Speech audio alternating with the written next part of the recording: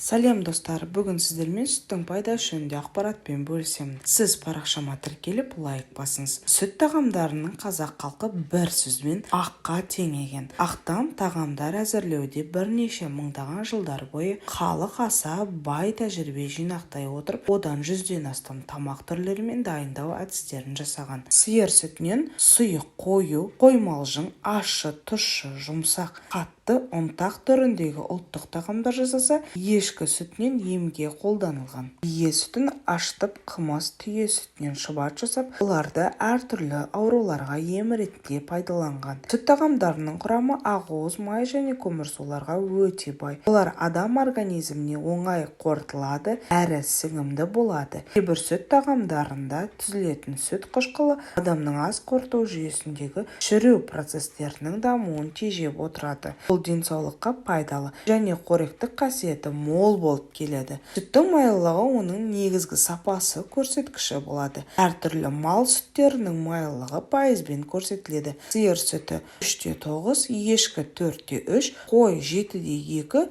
түйе 5.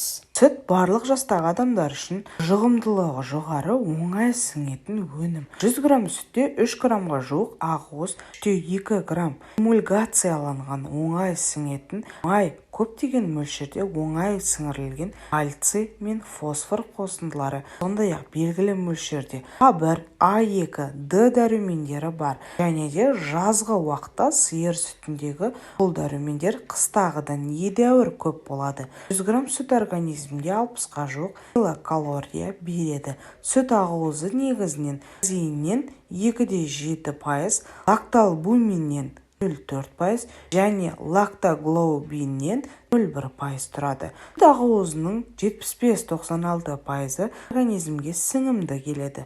Құрамындағы лактоза не сүт қантты тез ашиды.